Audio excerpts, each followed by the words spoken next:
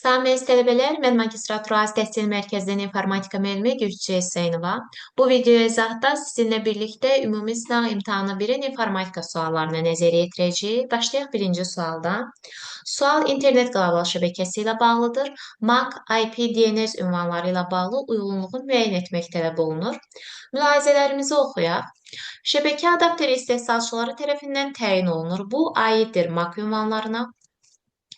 Aktet adlanan 4 hissədən ibarətdir. Bu, aiddir IP ünvanlarına.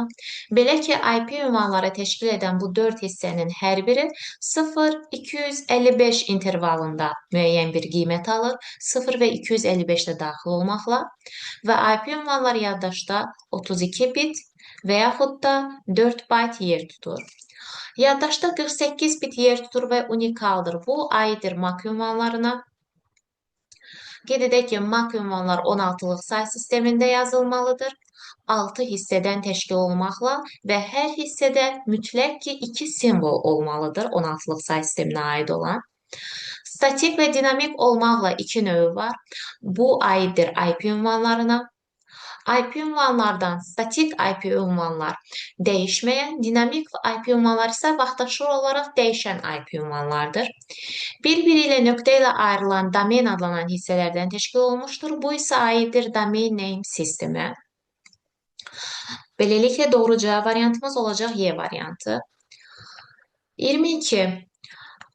Kompüterin texniki təminatı ilə bağlı olan sualdır. Birinci mülahizə, xarici yaddaş enerjiden asılı olan daşıyıcılarda qurulur. Xeyr, yanlış fikirdir. Xarici yaddaş enerjiden asılı olmayan daşıyıcılarda qurulur. Chipset, sistem platasının funksional imkanlarını təyin edən mikrosxem toplusudur. Bəli, tamamilə doğru fikirdir. Video alt sistemi təşkil edən vasitələr monitor, video adapter və video driverdir. Bəli, bu da doğru fikirdir. Kompüterə gələn dəyişən cəryanı sabit cəryana çevirən qurğu kontroller adlanır. Xeyr. Kompüterə gələn dəyişən cəryanı sabit cəryana çevirən qurğumuz qida blokudur. Kontroller isə idarə etmə qurğusu olub, xarici qurğularla CPU, yəni prosesor arasında əlaqələndirməni həyata keçirir. Digər bir tərifdə görə bilərsiniz ki, kontroller xarici qurğuların işini idarə edən elektron sxemdir. 5-ci mülahizə, KMOS-da sazlama prosesi aparılır və aparılan dəyişikliklər BIOS-a saxlanılır. Xeyr, yanlış fikirdir. Sazlama prosesi BIOS-da aparılır və sazlama prosesi zamanı aparılan dəyişikliklər KMOS-da yadda saxlanılır. Bu səbəbdən doğru cavab variantımız olacaq 2 və 3. Növbəti sual. Word-la bağlı olan düymə kombinasiyaları və onların funksiyaları verilib, uyğunluğu müəyyən etmək lazımdır. Shift F3 Shift-in registrını dəyişir. Belə ki, biz bunu bu düymə kombinasiyası vasitəsilə və yaxud da Home tabında, font qrupunda olan əmr vasitəsilə həyata keçirə bilərik. Registrın 5 növü var. Sentences case, lowercase, uppercase, capitalize each word və toggle case olmaqla. Shift F5 sənəddə sonuncu redaktə olunmuş yerə keçidi təmin edir. Ctrl 1 sətirlər arası intervalı təyin edir. Belə ki, sətirlər arası intervalı təmin etmək üçün paragraf qrupuna müraciət olunur. Bu həm də layout tabında var. Əmrin özü isə, baxın, budur. Line and ident space. Belə ki, Ctrl 1 vasitəsilə biz sətirlər arası intervalı 1 edirik. Ctrl 2 vasitəsilə 2, Ctrl 5 vasitəsilə 1.5 edirik. Ctrl F6 açılmış sənədlər arasında sürətli keçidi təmin edir. Belə ki, biz bunu həm düymə kombinasiyası vasitəsilə, həmçinin də View tabının Window qrupunda Switch Windows əmri vasitəsilə edə bilərik. Bu əmr vasitəsilə mən aktiv Word faylları arasında sürətli keçid edə bilərəm. Məsələn, burada birdən də Word faylım var, ora keçidi təmin etdim. Bunu Ctrl F6 ilə də edə bilərik. Ctrl ulduz çap olunmayan simvolları göstərir. Əmrin özü isə Home tabının paragraf qrupunda Show or Hide əmridir. Baxın, bu əmr vasitəsilə çapda görünməyən simvolları görünür edə bilərik. Okey, cavab variantı olacaq A variantı. Növbəti, informasiyanın ilkin anlayışları ilə bağlı sualdır. Həcm düsturlarından burada istifadə edəcəyik. Kitabın hər səhifəsində 32 sətr, hər sətirdə orta hesabla 32 simvol yerləşərsə, 80 kilobayt informasiya neçə səhifəni əhatə edər? Kodlaşdırmamız Unicode-da aparılıb və bu səbəbdən həcm düsturumuz nə şəkildə olacaq? Səhifə sayı vurulsun, sətir sayı vurulsun, simvol sayı vurulsun 2 bayt. Nəyə görə 2 bayta vururam? Çünki Unicode kodlaşdırma ilə hər bir simvol yaddaşda 2 bayt yer tutur. Bu səbəbdən düsturda vurulsun 2 yazmışam. Verilənləri yerinə qoysaq, həcmimiz 80 kilobayt. Sətirlərin sayı 32, simvolların sayı 32, amma səhifə sayı məlum deyil, x qoyuram və vurulsun 2 bayt. İxtisarımı aparmaq üçün hər iki tərəf eyni ölçü vahidində olmalıdır. Burada kilobaytdan bayta keçmək istəyirəm. Kilobaytdan bayta keçmək üçün 2 vurmalıyam və yaxud da bu ardıcılıqla da yadınızda saxlaya bilərsiniz. Bit, bayt, kilobayt, megabayt, gigabayt və bitlə bayt arasında 2/3 əlaqəsi, qalan ölçü vahidlərinin hər biri arasında isə 2/10 əlaqəsi mövcuddur. Əgər siz böyük ölçü vahidindən kiçik ölçü vahidinə gedirsinizsə, o zaman vurma əməliyyatını aparmalısınız. Kiçik ölçü vahidindən böyük ölçü vahidinə gəlirsinizsə, o zaman bölmə əməliyyatını aparırsınız. Mən indi kilobaytdan bayta keçmək istəyirəm. Yəni, böyük ölçü vahidindən kiçiyə keçmək istəyirəm. O səbəbdə nə edəcəm? 80-i vurmalıyam nəyə? Arasındakı əlaqəyə. Kilobaytdan bayta keçmək istəyirəm deyə, kilobaytla bayt arasındakı əlaqə nə idi? 2/10. Ona görə 2/10-a vururam. 32-ni 2-nin qüvvəti şəklində yazıram ki, ixtisar etmək mənə daha rahat olsun. Bəli, artıq hər iki tərəf baytlandı, ona görə rahat ixtisarımı apara bilərəm. 2/5, 2/5 elə 2/10 edir. 80 bu tərəfdə, digər tərəfdə isə 2x-im var. Cavabımız burada nə alınacaq? 40 səhifə. Yəni, D variantı. Növbəti sual.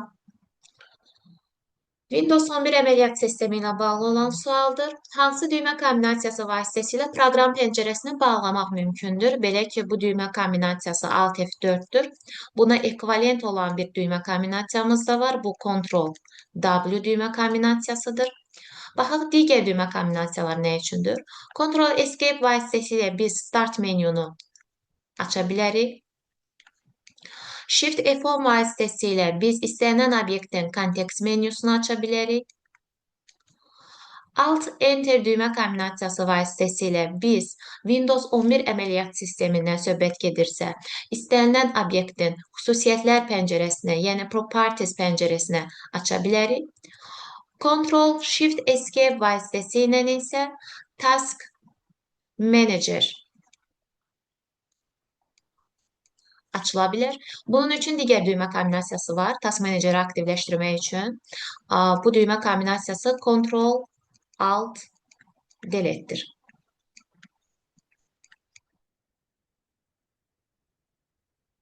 Növbəti sual, istifadəçi faylları hansı yaddaş qurğularında saxlanılmır? Kompüterin texniki təminatı ilə bağlı sualdır. Və yadımızda saxlayaq ki, bizim fayllarımız xarici yaddaş qurğularında saxlanılır. Daxili yaddaş qurğuları istifadəçi fayllarını yadda saxlamaq üçün nəzərdə tutulmayıb. Bu səbəbdən bizim doğru cavab variantımız olacaq RAM. RAM müvəqqəti yaddaşdır. Əməli yaddaş, operativ yaddaş olmaqla da adlandırıla bilər. HDD xarici yaddaş qurğusudur. Sərt disk, Winchester, bərk maqnit disk adlandırıla bilir. Registr yaddaş prosesorun daxilində yerləşir və emal prosesini aparmaq üçün istifadə olunan yaddaşdır. Dolayısıyla daxili yaddaş olduğuna görə onu da götürəcəm.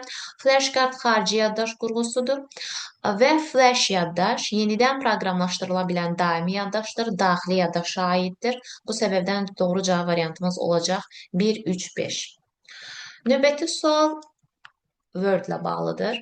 Find what sətrində yazılmış sözü böyük, kiçik hərfləri nəzərə almaqla axtarmaq üçün Find and Replace dialoq pəncərəsindən hansı parametr seçilməlidir? Belə ki, bu dialoq pəncərə Home tabının, Editing qrupundan, Find'ın aşağıya açılan siyahısından Advanced Find əmri ilə aktivləşir. Baxın, göründüyü kimi həmin pəncərədir. Bu hissədən biz simvolların mövqeyinə görə axtarış apara bilərik. Simvolların registrına görə, yəni böyük və kiçik hərflərə nəzərə almaqla axtarışı verə bilərik. Find whole words only, yəni sözü bütün şəkildə axtarmaq üçün istifadə olunur. Use wildcard, simvolların sayına görə, sözdəki simvolların sayına görə axtarış apara bilərik. Oxşar tələffüzə görə axtarış apara bilərik. Sözün bütün formalarına axtarış verə bilərik. Prefix və safixləri nəzərə alaraq axtarış verə bilərik. Ignore punctuation characters, yəni durğu işarələri nəzərə almadan axtarış apara bilərik və boşluqları nəzərə almadan axtarış apara bilərik. Bizdən tələb olunan böyük və kiçik hərfləri nəzərə almaqla axtarış idi. Bu səbəbdən mən match case-i seçəcəm. Növbəti sual. Elektron təqdimat proqramında şəkildəki rehearse timex əmrinin funksiyası nədir? Rehearse timex əmri slaydların nümayişinin vaxtla idarə olunmasını təmin edir. Belə ki, bu əmr slideshow tabında setup qrupundadır. Baxın, qeyd olunan əmr buradadır. Üzərinə kliklədiyim zaman göründüyü kimi yuxarı hissədə, baxın bu hissədə belə bir sahə gəlir. Üzr istəyirəm. Və bu sahədə birinci hissə mənim hal-hazırda cari slayd haqqında nə qədər danışdığımı göstərən hissədir. Digər hissə, ikinci hissə isə ümumi təqdimat haqqında nə qədər danışacağımsa, onu mənə bildirəcək. Gəlin, növbəti slaydlar haqqında da biraz danışaq. Hər slayda keçdiyim zaman, diqqət etsəniz, artıq birinci slayd time sıfırlanır. Növbəti slayda keçirəm, yenə sıfırlanır. Tamam, indi çıxış eləyirəm. İstəyirəm ki, bu müddət yazılsın. Yes. Slaydlar haqqında danışdığım bu müddətləri hər bir slayd üçün ayrı-ayrı transition tabından da görə bilərəm. Baxın, məsələn, birinci slayd haqqında bu qədər danışmışam, 23 saniyə.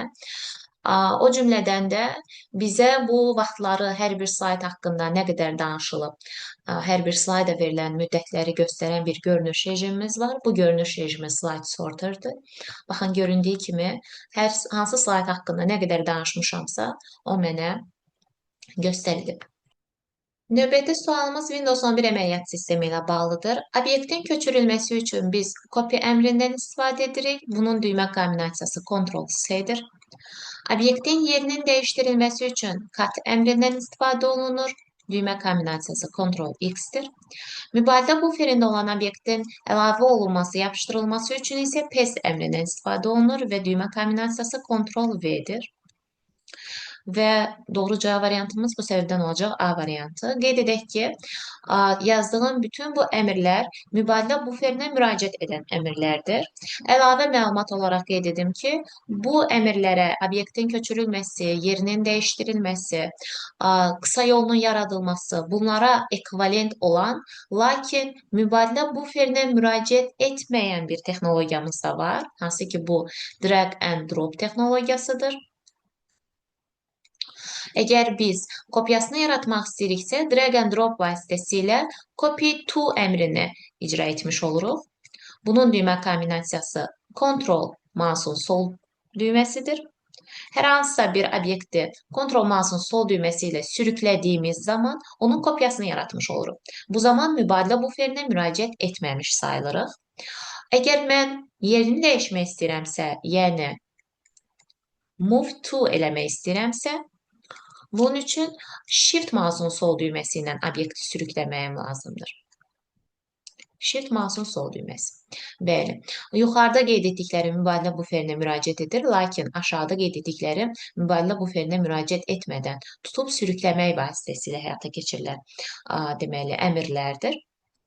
Və birdən də əlavə qeyd edim ki, paste eləmək üçün Ctrl+V düymə kombinasiyası da var və Shift insert düymə kombinasiyası da var.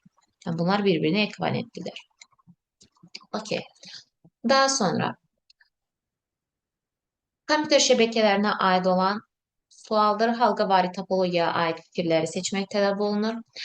Biz bilirik ki, 3 əsas topologiyamız var. Halqavari, ulduz və şin topologiyası.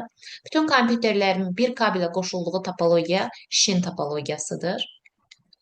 Şəbəkə adapterinin daim işçi vəziyyətdə olduğu topologiya bəli, halqavari topologiyadır. İstənilən zaman anında yalnız bir kompüter digərinə siqnal ötürə bilər. Bu da şin topologiyasıdır. Şəbəkəyə yeni klientlərin daxil edilməsi asandır. Bu da şin topologiyasıdır.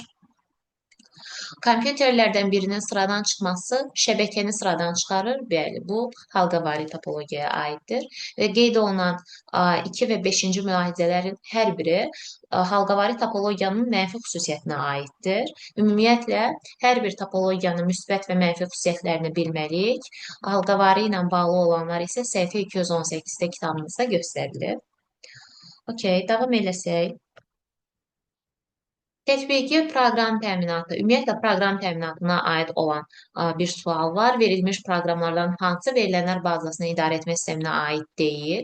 Verilənlər bazasını idarə etmə sistemi tətbiqi proqram təminatına aiddir və Paradox, Oracle, Progress, Database onun növləridir. Lakin Solaris əməliyyat sistemidir və sistem proqram təminatına aid olan proqramdır. Növbəti.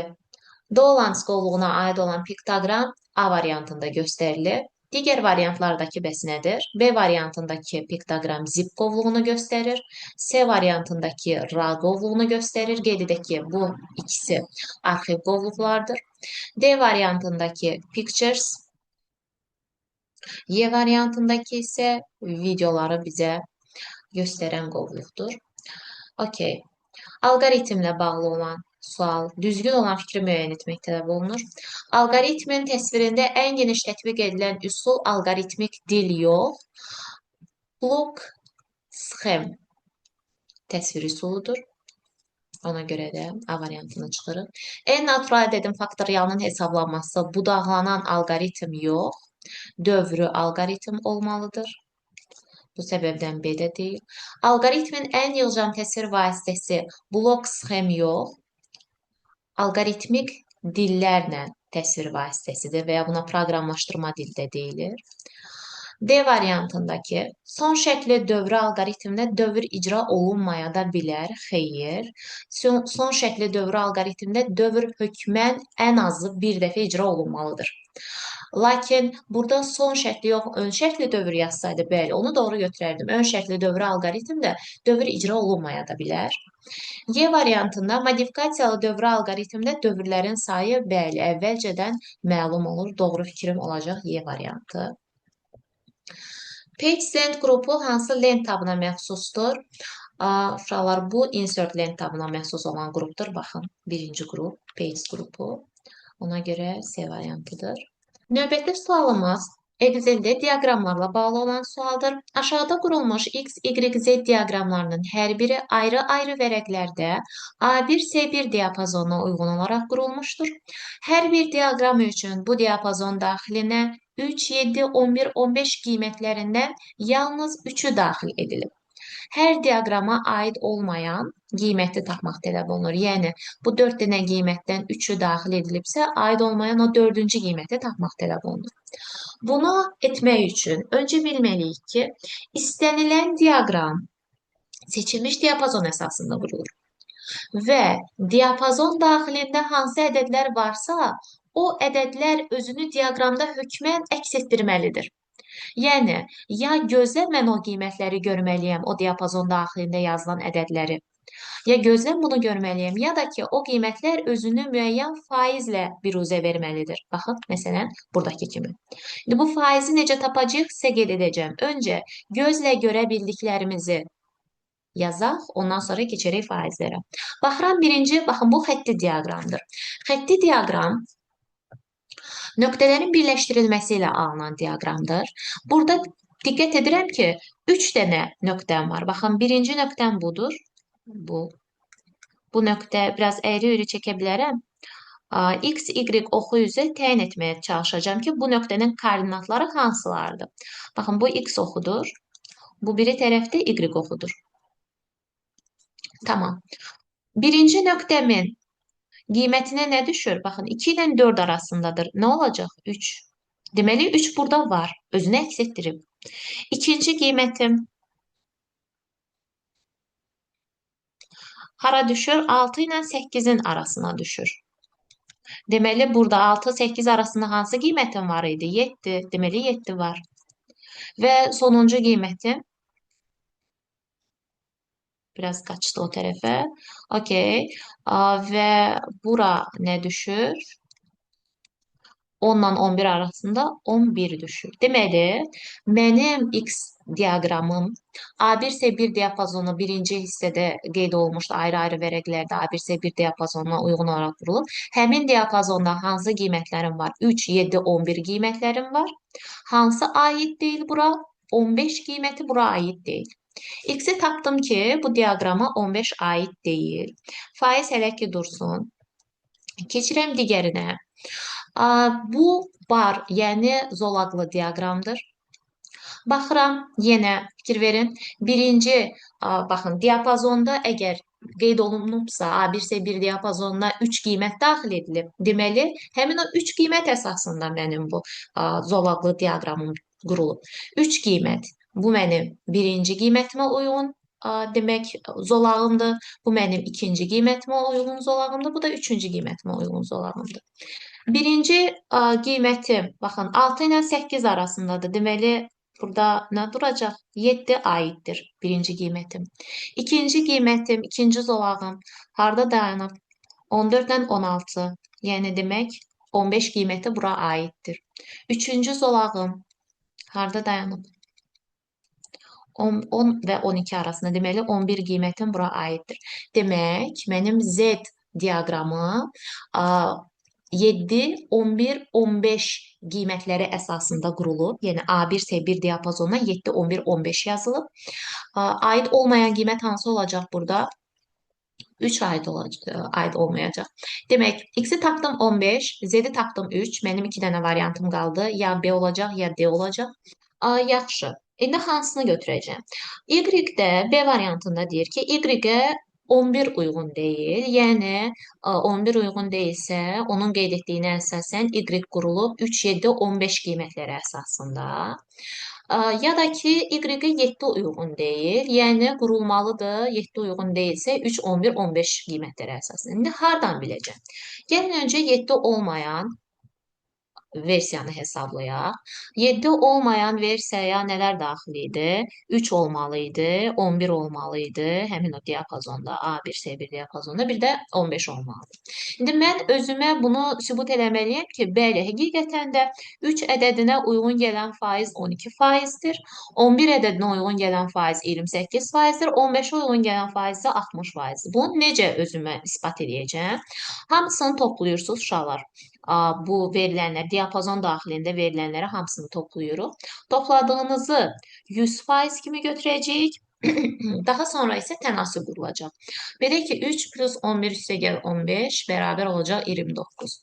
29 100% uyğundur. Tənasüb quram. Görəsən, 3 ədədinə hansı faiz uyğundur? Əgər həqiqətən mən buradan X-i 12% tapdımsa, deməli, okey, 3 ədədinə 12% uyğundur, keçəcəm 11-i yoxlayacağım. X-i buradan tapanda 3 vurulsun 100, bölünsün 29. 329-a böləndə 10 tam onda neçə alınır?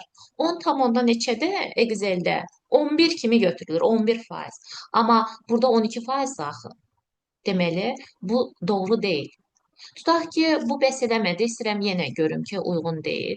29 ədədinə 100% uyğundursa, görəsən 11 ədədinə həqiqətənmi 28% uyğundur? Gəlin öncə tapaq. Bura Y deyirəm. Əgər 28% tapdımsa, deməli 11-ə bəli, 11-ə 28% uyğundur. Bir dənə 3 də ödənmir. Bir dənə də ödənməyən bəs eləyir əslində mənim artıq bu cavab variantını çıxmağıma, amma yenə də baxaq. Məntiqini başa düşmək üçün. 11-i vururam 100-ə, bölürəm 29-a. 100 deməli 10-u, pardon, 110 deyirəm. 1100-ü 29-a böləndə alınacaq deməli 37 tam onda neçə? Bunu 38 kimi götürəcək Excel. Okey, mən 38 tapıram, amma bu deyir ki, 28%-ə uyğun olmalıdır. Deməli, yanlış fikirdir uşaqlar. Digərini heç yoxlamıram. Digəri də eyni qayda ilə, yəni 29-a 100%-dir. Görəsən, 15-ə neçə faiz uyğun gəlir? Bunu da Z ilə işarə eləyək. Bunu da tapanda 1500-ü 29-a böləndə 51 tam onda neçə alınmalıdır? 51-dəki 52% kimi götürüləcək. Deməli, yenə bu da uyğun gəlmədi. Axı mən konkret olaraq 12, 28, 60%-i tapmalıyam. Uyğun gəlmədi. Mən birində 11, birində 38, birində 52 tapdım. Deməli 3, 11, 15 deyil. Bu cavab variantı deyil. Bunu silirəm. Mənim digər ədədlərim hansı idi ona baxıram. Bunu silək. Bir dənə variant qalır onsuz da orada. B variantı. Gəlin o B variantını da yoxlayaq ki, bəli, həqiqətən də həmin o diapazonda qeyd olunan qiymətlərə 12, 28 və 60 uyğundur. Gələk baxaq mənim B variantımda. B variantında D variantı artıq deyil. Bunu çıxdıq. Bunlar getdi tamamilə. Bir dənə B variantı qalmış olur. Yəni B variantını da özümüz üçün yoxlayaq. Deyir ki, B variantında Y-ə 11 daxil, Y diaqramı üçün o diapazona A1, C1 diapazona uyğun olmayan 11-dir. Əgər uyğun olmayan 11 isə yerdə hansı qiymətlərimiz qalır? 3 qalır, 7 qalır və 15 qalır. Həqiqətənmi bu ədədlərə uyğundur o faizlər? İndi onu yoxlayacağam. 3, 7, 15-dirsə, yenə nə edirəm? Toplayıram. Bunu toplayanda 25 eləyir. Okey. Cəmini həmişə 100% olaraq götürürük. Yoxlayıram görəsən həqiqətən 3 ədədinə 12% uyğun gələcəkmi? X-i buradan tapanda X nəyə bərabər olur? 3 vurulsun 100 bölünsün 25. 325-ə böləndə tam-tamına 12 alınır uşaqlar. Tam-tamına, tam bölünür. 25-dən 100 gedir 4, 4-ə 12 verəcək. Deməli, 3 ədədinə bəli 12% uyğun gəldi. Yəni, mötərizədə yazıram 3. Davam edirəm. Cəmi 25-dirsə, 25-ə 100% uyğundursa, görəsən 7 ədədinə həqiqətənmi 28% uyğundur, onu tapacaq. Y-i buradan tapanda 7 vurulsun 100 bəli, həqiqətən də 7-yə tapıldı ki, 28% uyğundur. Okay. Və növbəti 25-ə 100% uyğundur. Görəsən 15 ədədinə həqiqətən də 60% uyğunluğumu tapıram. Z bərabərdir 15 vurulsun 100 bölünsün 25 ixtisar gedir və alıram neçə? 60%. Bəli. Deməli tapdım ki, doğrudan da 3-ə 12, 7-yə 28 və 15-ə də 60% uyğun gəlir. Deməli, həqiqətən doğru variantım olacaq B variantı. Okay. Növbəti sualımız lokal şəbəkələrlə bağlı olan hissədir. TCP/UDP protokolları OSI modelinin hansı səviyyəsində, HTTP IMAP protokolları hansı səviyyəsində istifadə olunur deyə soruşulur. OSI modeli açıq sistemlərin qarşılıqlı əlaqələrinin etalon modelidir. Səhifə 220-dən etibarən sizə kitabda məlumat verilir. 7 səviyyədən ibarətdir və bu səviyyələrin hər biri haqqında müəyyən anlayışlar var. Cədvəl 8.1-də bu anlayışları görə bilərik. TCP/UDP protokolları nəqliyyat səviyyəsinə, HTTP, SMTP protokolları isə tətbiqi səviyyəyə aiddir. Gəlin burada işarələyək doğru cavab variantımızı. Deməli, nəqliyyat və tətbiqi. Növbəti sual. A5, F9 diapazonundakı xanaların sayı neçədir deyə soruşulur. Xanaların sayını tapmaq üçün sətirlərin sayını sütunların sayına vurmaq lazımdır. Bəs sətir sayını necə tapırıq? Ümumiyyətlə, sətirlər ədədlərlə işarələnir. Sətirlərin sayını tapmaq üçün diapazonu təşkil edən, baxın, bu onun başlanğıc xanası, bu onun son xanasıdır. Bu sətirlərdən böyükdən kiçiyi çıxıb üzərinə 1 gəlməliyik. Yəni, böyük sətrim hansıdır? 9. Kiçiyi hansıdır? 5. 9-dan 5-i çıxıb üstünə 1 gəlirik və sətirlərimizin sayı olur 5. Sütunlar isə Latın əlifbasından böyük hərfləri ilə işarə olunur. Yəni, mənim diapazonumun sütunları A-dan başlayır, F-ə qədər. Neçə sütun olur? A, B, C, D, Y, F, 6 sütun. Okey, sətir sayım məlum, sütun sayım məlum. 6-nı 5-ə vuracam və cavab olacaq 30. Okey, növbəti sual. Save as dialog pəncərəsi vasitəsilə hansıları yerinə yetirmək olar? Word-la bağlı olan sualdır. Mən Save as-i aktivləşdirə bilərəm fayl tabının Save as kateqoriyası vasitəsilə. Baxın, buradan da aktivləşdirmək mümkündür və o cümlədən düymə kombinasiyası var, F12. Və bu dialoq pəncərədən nələr tənzimlənə bilir? Save as-dən faylınızın ünvanını tənzimləyə bilərsiniz. Faylın yerləşəcəyi ünvanı, baxın, navigation pane-ə tənzimləyirəm. Daha sonra faylın adını təyin edə bilərsiniz, faylın tipini təyin edə bilərsiniz, faylın müəlliflərini görə bilərsiniz və ya müəlliflər əlavə edə bilərsiniz. Həmçinin faylınıza kod qoya bilərsiniz. Baxın, burada General Options hissəsindən Password to open, password to modify tənzimlənə bilər. Və həmçinin yeni qovluq yaratmaq mümkündür. Mövcud qovluqları silib adını dəyişmək mümkündür. Necə bunu edirik? Ümumiyyətlə, obyektin kontekst menüsü vasitəsilə, baxın, kontekst menünün də düymə kombinasiyasını və necə aktivləşdirdiyini artıq bilirsiniz. Həm sağ düymə ilə, həm də Shift F10-la aktivləşdirə bilərik. Baxın, burada bu gördüyünüz bütün əmrləri həyata keçirə bilərəm. Əmrlərə delete, rename daxildir. Okey. Baxaq indi mülahizələrimizə. Eyni zamanda 3 fərqli yaddaş qurğusunda saxlamaq mümkün deyil, uşaqlar. Yalnız bir yaddaş qurğusuna saxlanıla bilər eyni zamanda. Baxın, hal-hazırda məndə bircə dənə yaddaş qurğusu var, o da C diskidir. Əlavə bir D diskimdə olsaydı, məsələn, bu təbii ki, onun məntiqi bölməsidir. Yəni, real olaraq C diski ayrıdır, D diski ayrıdır deyə bir şey yoxdur. Partitionlara, bölmələrə ayrıla bilir. Və faylınızı eyni zamanda yalnız bir bölmədə yadda saxlaya bilərsiniz. Həm C-də qalsın, həm D-də qalsın, belə bir şey mövcud olmur eyni zamanda. Ayrı-ayrı zamanlarda yaddaşa verə bilərsiniz. Sənədin görünüş rejimini dəyişmək. Save as-lə əlaqəsi yoxdur, uşaqlar, bunun. Bunu biz edirik View tabının Views qrupu vasitəsilə 5 görünüş rejimi var burada sənədlə bağlı. Buradan həyata keçirilir. Aid deyil. Yeni qovluq yaratmaq bəli aiddir. Səhifə başlığını təyin etmək. Səhifə başlığı dedikdə header footer nəzərdə tutur. Bu digər adlarla da qarşınıza çıxa bilər. Header footera həm sərlövhələr, həm də ki, kalan titullar deyilir. Yuxarı-aşağı kalan titul, yuxarı-aşağı sərlövhə, yuxarı səhifə başlığı, aşağı səhifə başlığı. Yəni bunlar save as-dən yox, insert-ün header footer qrupundan tənzimlənir. Sənədin müəllif adını görmək. Bəli, artıq nəhayət ki, ikinci doğru cavabımızı tapdıq. Sənədin müəllifini görə bilirik buradan. Failin yerləşəcəyi qovluğun adını dəyişmək. Bəli, bunu da edə bildik. Biz bunu necə etdik? Bayaq qeyd etdik ki, mən kontekst menüsünü aça bilirəm hər bir obyektin. Qovluğun da kontekst menüsünü açıb buradan rename edə bilərəm. Sənədə parol təyin etmək, bəli, Tools hissəsindən gəlib General Options-ı açırdım, yadınızdadırsa, buradan tənzimləyirdim.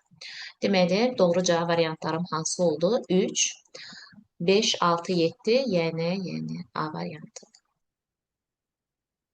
Növbəti sualımız əməliyyat sistemləri ilə bağlıdır. Deyir ki, cədvəldə faylların adları və onların informasiya həcmləri verilib. Bu faylların 8 KB klasterə malik diskdə yerləşdiyini nəzərə alaraq, bütün video fayllarının diskdəki informasiya həcmlərinin cəmi neçə KB olduğunu hesablayın.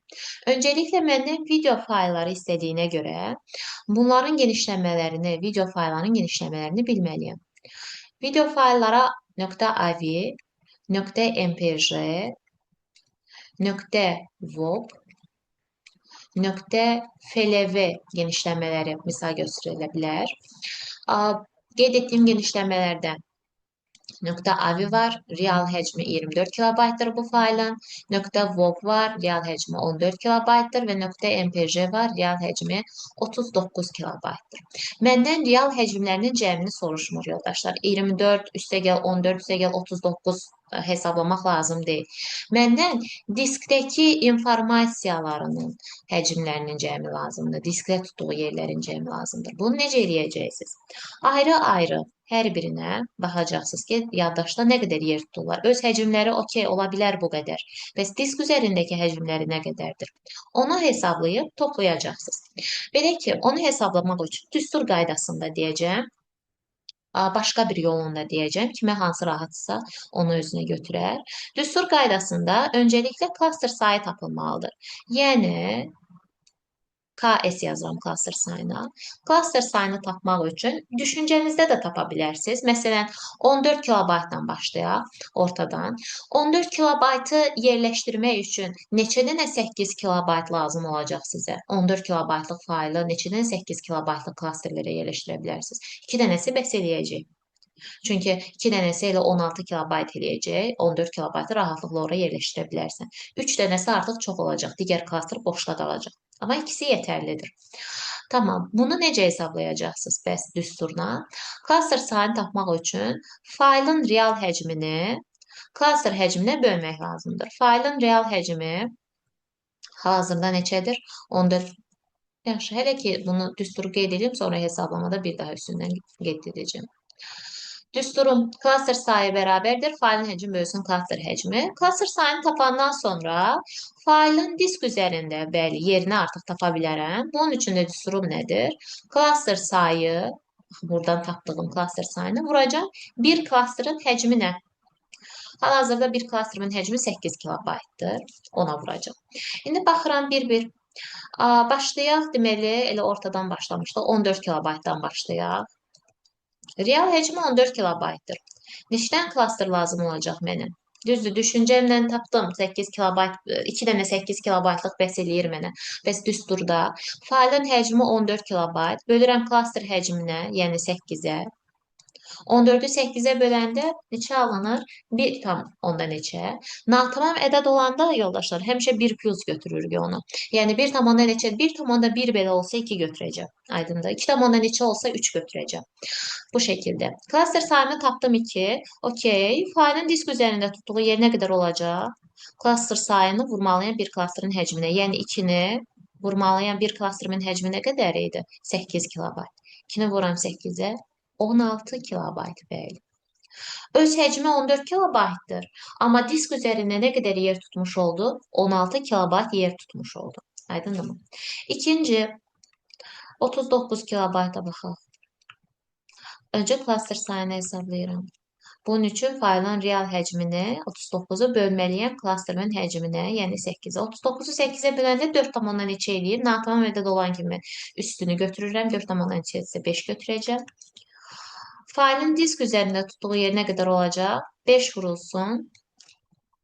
Klasterimin həcmi nə qədər idi? 8. Alıram nə? 40 kilobayt. Bəli. Öz həcmi 39-dur, amma disk üzərində tutduğu həcm 40 kilobaytdır. Üçüncüsü 24 kilobayt.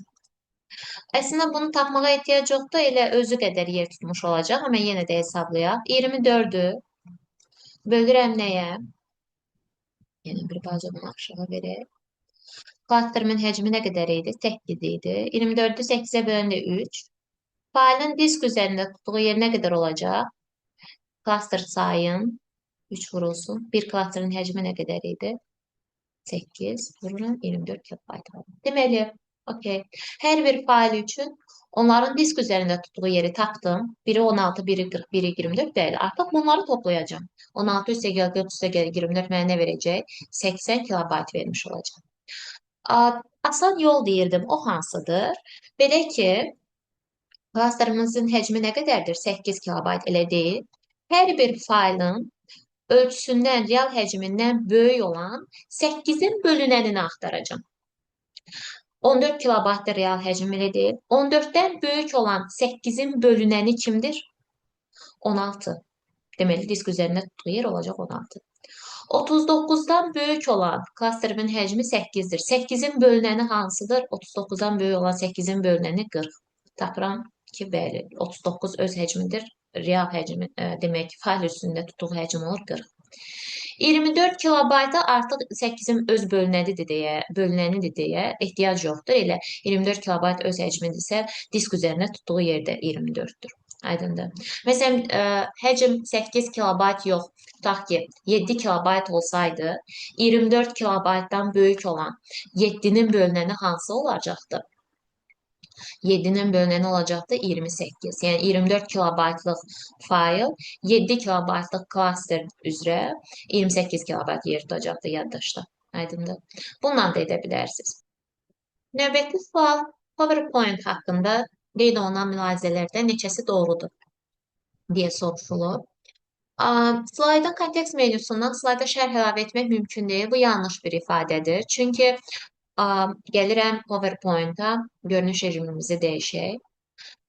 Slayda şərh əlavə etməyin bir çox yolları var.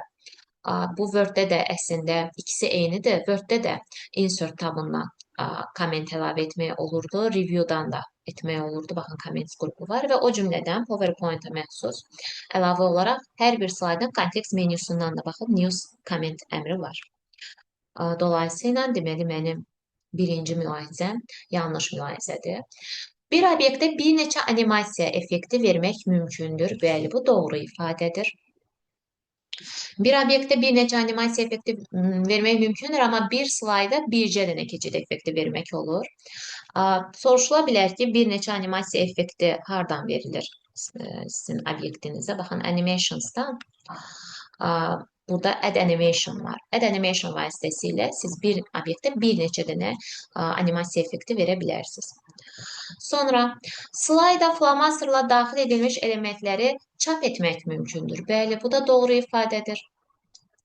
Biz bunu hardan eləyirik? Gəlirəm. Faylın print hissəsindən. Baxın, buradan full page slide'ın alt əmri var. Print ink əmri. Hal-hazırda mənim flomasterla çəkdiyim heç bir şey yoxdur. Qələmlə çəkdiyim draw tabı vasitəsilə. Heç bir şey olmadığına görə bu deaktiv görünür. Amma nəsə çəksəniz aktivləşəcək və siz o flomasterla çəkdiklərinizi də çapa verə bilərsiniz. Tamam. Daha sonra simvollar arası məsafə font length qrupundan tənzimlənir. Bəli, font length qrupundandır. Gəlin biz bunu yan-yana qoyaq. Font length qrupundan baxın. Burada gəlin bir mətin seçək. Simvollar arası məsafəni tənzimləyə bilərsiniz bu əmr vasitəsilə. Deməli, doğru mülahizədir. Font length tabının drawing qrupundan mətin qutusu əlavə etmək mümkündür. Bəli, bu da doğru ifadədir. Bunu açsam hal-hazırda daha rahat görə bilərsiniz. Baxın, drawingdən Shapes-in içərisindədir text box. Ümumiyyətlə, text boxu bir fiqur olaraq qəbul edə bilərsiniz. Dolayısıyla, Home-un drawing-ində də bu var, Shapes. O cümlədən Insert-də də olacaq, text box əlavə edə bilərik, çünki burada da Shapes var. Və ayrıca text qrupunun içərisində də text box əmri mövcuddur. Okay. Daha sonra. Slaydların nümayiş zamanı gizlədilməsi setup length qrupundan həyata keçirilir. Bəli, doğru ifadədir. Slaydları gizlətmək üçün iki yolumuz var. Belə ki, ya kontekst menyudan gizlədəcəm. Baxın, burada hide əmri var. Gizlənən deməli, slayd şəffaflaşır biraz və o cümlədən nömrəsinin üstünə xətt çəkilir. Hide slaydı həmçinin slideshow-dan setup qrupundan baxın, hide əmri var. İndi mən bunu hide eləmişəm deyə unhide gəlir. Baxın. Buradan da siz gizlədə bilərsiniz. Tamam. 7. Slayd kitabxanalarından slaydları cari təqdimata daxil etmək üçün dizayn tabından istifadə olunur. Bu yanlış mülahizədə yoldaşır. Bu yanlışdır. Nəyə görə yanlışdır? Buradan Reuse Slides əmrindən söhbət gedir. Slayd kitabxanalarından slaydları gətirib əlavə etmək. Reuse Slide əmri isə ya Home tabında ya da Insert tabında var. Slides qrupunun alt əmridir. Baxın, Slides'dan aşağı düşsəm, Reuse Slide var burada. Vaxtı ilə yaratdığınız təqdimatların slaydlarını gətirib əlavə edə bilərsiniz öz cari təqdimatınıza. Bu biraz vaxt apara bilər, çünki mənim gəldi. Okay. Baxın, başqa bir slayddan gətirdim, əlavə elədim öz cari təqdimatıma və ona görə də doğru mülahizə kimi mən bunu götürməyəcəm, çünki dizaynda deyil, Home və ya Insert-dən əlavə oluna bilər. Doğruların sayı oldu 5 dənə. Növbəti. Doğru olan mülahizələr. Dekorativ metinlərin əlavə edilməsi dizayn lent tabından həyata keçirilir. Xeyr, dizayn yox. Biz bunu insert-dən əlavə edirik. Baxın, insert-də word art əmri var. Bu dekorativ mətin və ya buna fiqurlu mətin də deyilə bilər. Əlavə olunur. Sənədə şərhlərin, izah edici qeydlərin, kommentlərdən söhbət gedir. Əlavə olunması reviewdan həyata keçirilir. Bəli. Bayaq qeyd etdik, həm reviewdan həyata keçirilə bilər ki, bu cover üçün də keçərlidir. Həmçinin insertdən də həyata keçirilə bilər. Baxın, burada var. Tamam. Mübadilə buferindəki mətn hissəsinin sənədə əlavə olunması üçün yalnız Word obyekti, şəkil və internet formatı nəzərdə tutulmuşdur? Xeyr. Yalnız bunlar nəzərdə tutulmuyor. Başqa şeylər də var. Məsələn, tutaq ki, bir şey mübadilə buferinə atın. Onu əlavə etmək üçün burada bir çox deməli formatlar var. Page Special dialoq pəncərəsindən mən onları görə bilirəm. Page Special dialoq pəncərəsinin düymə kombinasiyası Ctrl-Alt-V-dir. Onunla da aça bilərsiniz. Baxın, bu dialoq pəncərədən görürəm ki, mən mübadilə buferində olan obyekti Word obyekti kimi formatted text, formatlaşmış mətn, unformatted text, formatlaşmamış mətn kimi, şəkil kimi, HTML formatı kimi və formatsız Unicode mətni kimi əlavə edə bilərəm. Yəni, təkcə bunlar deyil. Sənədə haşiyələrin əlavə olunması referens lentabından haşiyələrin əlavə olunması üçün referens lentabına müraciət olunur. Yanlış fikir deyil. Haşiyə dedikdə footnote nəzərdə tutulur. Footnotes. Footer, headerla footerla qarışdırmayın bunu. Footnotesları mən bəli, referensdən əlavə edirəm, baxın bu. Header, footer isə sərlövhələr, yuxarı aşağı sərlövhələr idi, baxın bu idi. Fərqli anlayışlardır.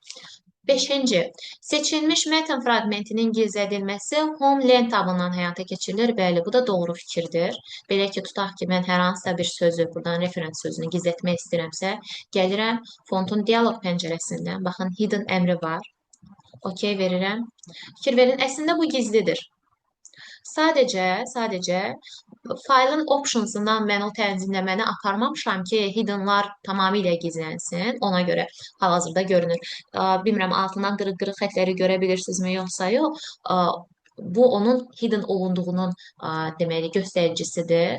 Tamamilə gizlənməsini istəyirsinizsə, getməlisiniz faylın options hissəsinə.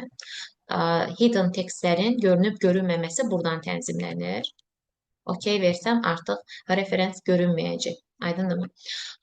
Gizlətmək üçün fontun dialoq pəncərəsinə müraciət olunur.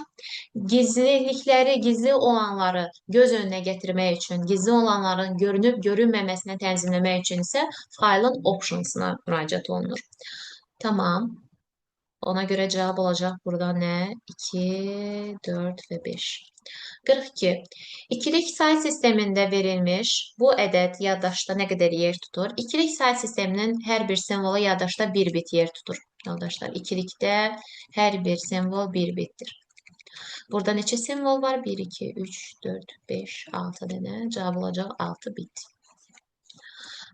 43. Bunu gəlin buradan silək. Bizə qarışmasın.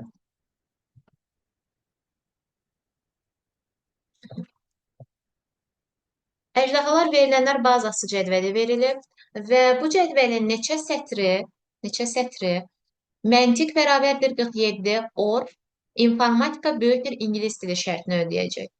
Uşaqlar, or birləşməni bildirir. Birləşmə. And olsaydı kəsişməni bildirəcəkdir. Yəni, birləşmə, kəsişmə bildiyimiz riyazi əməliyyatlardan söhbət gedir burada. Məntiqi 47 olanlar kimlərdir? Mikail, yəni 2, sətirlərin nömrəsini işləyəcəm. Daha sonra 47 olan kimdir? Ayşən, yəni 6. Or, informatikası ingilis dilindən böyük olan. İnformatikası ingilis dilindən böyük olan kimlərdir? Baxın, Muradın informatikası ingilis dilisi eynidir. Mikailin informatikası kiçikdir ingilis dilindən. Paşanın informatikası, bəli, 23, 21-dən böyükdür, deməli 3. Daha sonra Sabrina'nınki bəli 21 informatikası ingilis dilindən böyükdür. 4. Gülərdə bəli informatika ingilis dilindən böyükdür. 5. Və Ayşəndə bəli informatika ingilis dilindən çoxdur. 6. Or nə idi? Birləşmə. Bunların birləşməsi mənə nə verəcək? 2, 3, 4, 5, 6. Yəni neçə dənə oldu? 5 dənə. 43-dən sonra 44. Homeland tabının əmrləri vasitəsilə həyata keçirilən əməliyyatları seçin. Tamam.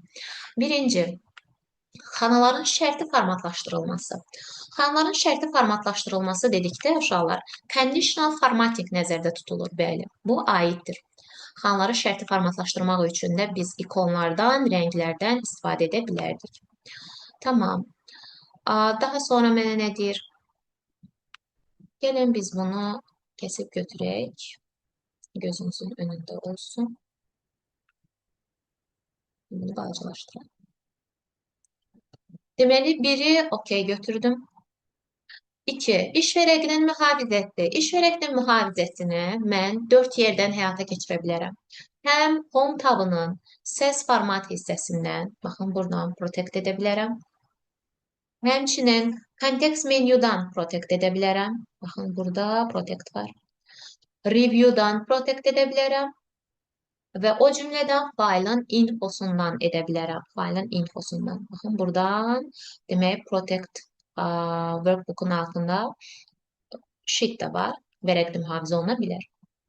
Okey. Deməli, mən 2-ni də doğru götürəcəm.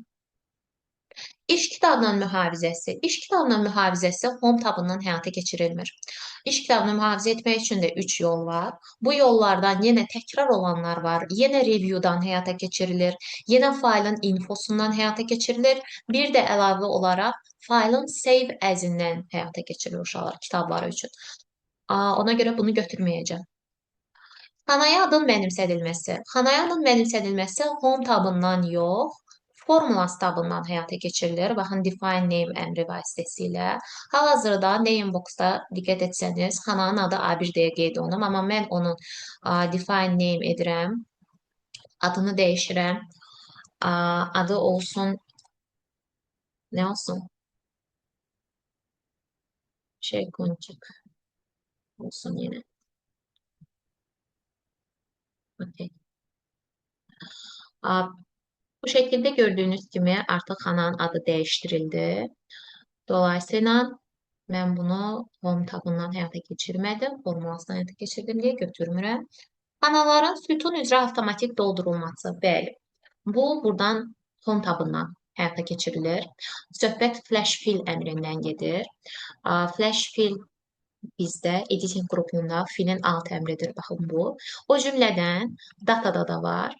Datada, data tools'da, baxın burada yuxarıda flash fill var. Düymə kombinasiyası Ctrl-Y-dir. Bəsit bir nümunə göstərirəm. Məsələn, tutaq ki, yenə ad soyad qeyd olunub. Eyni xananın içindədirlər sadəcə. İstəyirsiniz ki, ayrı-ayrı sütunlar üzrə doldurulsun. Adlarını da qoyaq. Əli İsayev qoyaq. Daha sonra Yaqub Hüseynov qoyaq. Və s. 2 dənəsi kifayətdir. Gələn bu sütunun enini qaldıraq biraz yüksəldək. İstəyirəm ki, burada ad soyad hazırda ikisi də eyni sütundadır. Amma mən fərqli-fərqli sütunlar üzrə doldurulmasını istəyirəm. Nə edəcəm? Gələcəm, adı seçəcəm. Daha sonra gedəcəm, flash fill eləyəcəm. Fikir verin, adlar artıq ayrıldı. O cümlədən soyadı da gələcəm. Bunu indi datadan eləyək, eyni əmr olduğunu görəsiniz. Baxın, avtomatik doldurdum. Deməli, hardan həm də həyata keçirdim, həm home'dan, həmçinin də datadan həyata keçirdim. Sətir və sütunların gizlədilməsi, bəli, hide əmri var. Bizdə yenə home'un ses formatındadır bu. Hide əmri vasitəsilə sətir sütunları, iş vərəqlərini gizlədib göstərmək mümkündür. Bunu da götürəcəm, altını da. İş kitabının gizlədilməsi isə buradan həyata keçirilmir. İş kitabının gizlədilməsi üçün View tabının Window qrupuna müraciət etməliyəm. View tabının Window qrupuna baxın, hide əmri var və kitabı gizlir. Baxın, artıq kitab gizlidir. Unhide edərək təkrar göz önünə gətirə bilərsiniz. Bunu götürmürəm. Cavab variantım oldu nə? 1, 2, 5, 6. Gəlin bunu 1, 2, 5, 6'na burada da yazaq. 1, 2, 5, 6. Sonuncu sualımız uyğunluğu müəyyən edin. Raster qrafik redaktor. Bunlardan Adobe Photo Paint olacaq. B variantı birə aiddir. Vektor qrafik redaktorlara aiddir. Vektor qrafik redaktorlara ümumiyyətlə cəmi 3 dənə proqram aiddir. CorelDRAW aiddir. Adobe Illustrator aiddir. Bir də Macromedia Freehand var, burada yoxdur. Vektorizatorlar, uşaqlar, vektorizatorlar orta mövqeydədirlər. Yəni raster qrafikaları vektor qrafikalara çevirirlər və bura iki proqram adı aiddir. Biri Adobe Streamline'dır, digəri isə Corel Trace'dir. Ona görə cavab variantımız olacaq 1-ə B, 2-yə D, C, 3-ə isə A, Y. Bu qədər. Hər birinizə növbəti sınaqlarda uğurlar. Özünüzə yaxşı baxın. Sağ olun.